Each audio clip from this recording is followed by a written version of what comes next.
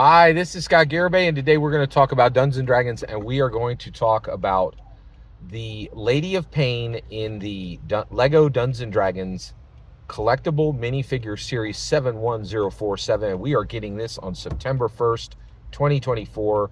On first day of the month is a release day for Lego. I really cannot stress to you enough, as a Dungeon Master, you should start to make this a part of your life and get there if you can.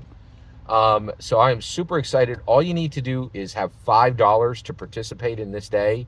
You can go, you can buy one of these collectible minifigs. You don't know which one you're going to get. There's an excitement to it, and it's really cool, right? And also, we're part of a tradition at this point. As Dungeon Masters and Dragon Masters, we're coming together with another community, the Lego collecting community, to be part of these release days. Now, we're doing it to get something useful. Like, these guys are getting something that they're going to put together and put on a shelf. We're going to get these characters to tell infinite stories, right? To tell important stories, and that's exciting. That is really cool and very special, and I really am excited about that. It's very, very fun, and I'm thrilled with that. Right? So let's talk about the Lady of Pain from the perspective of a Dungeon Master and a Dragon Master. Okay, so does this character use a good slot? Absolutely not. This character should not be in this series for Dungeon Masters and Dragon Masters. And the reason why is it breaks so many rules, right? So first of all, the scale is wrong, right? Like, so who is the Lady of Pain? The Lady of Pain is essentially a god in Sigil. She serves as a deity in Sigil. She has the same powers as any deity would have in Sigil. What the heck is Sigil? Sigil is the capital, okay, of Planescape. What is Planescape? Planescape is one of many places that allow the Sigil is one of many places that allow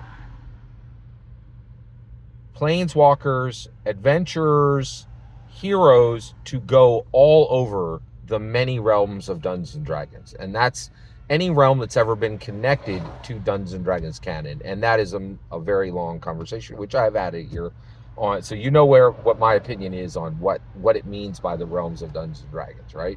So let's stay focused. So Planescape is this place where you can launch out in a million different directions and do all these incredible things, right? And so, and go to all these incredible places.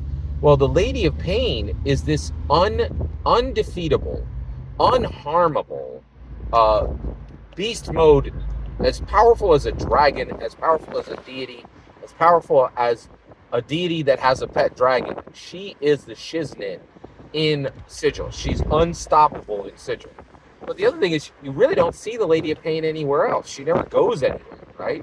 So the only time this fig is going to be useful is if the player characters are actually in the Planescape, which they rarely are going to be, right? In addition to that, all right, in Lego Dungeons & Dragons Custom Minifig Series 71047, you pick up Lady of Pain and you put her on the table.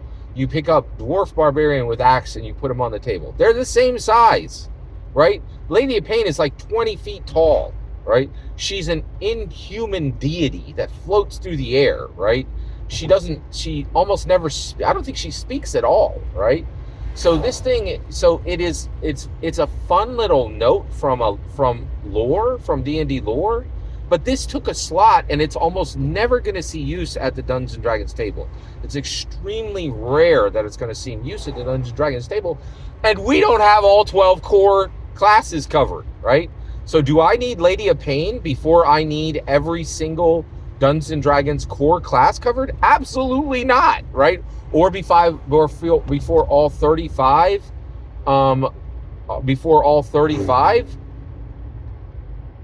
canon Dungeons & Dragons species are covered in Lego? No. Lady of Pain should never have been built. Also, she's completely useless to Dragon Master. She cannot be used to play as a player character. Oh my gosh, wait, am I wrong? That, like, is it now like, okay, let's pick our player characters. I'm going to play Lord Strahd. You're going to play Lady of Pain. Maybe I'm not understanding this. It's either the worst pick or the best pick ever.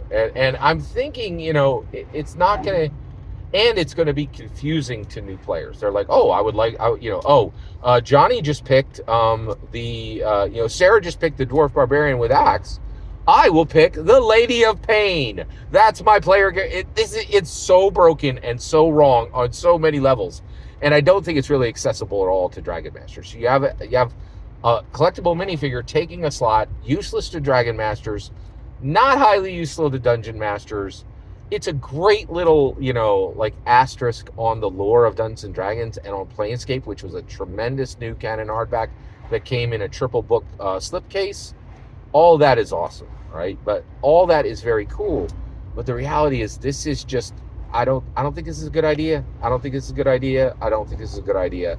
This is a wasted slot, in my humble opinion. Every single word you just heard is my humble opinion. The important part is when I get to hear your humble opinion, when you get in the comments and send your traffic. Please consider like, subscribing, and have a fetch millennium.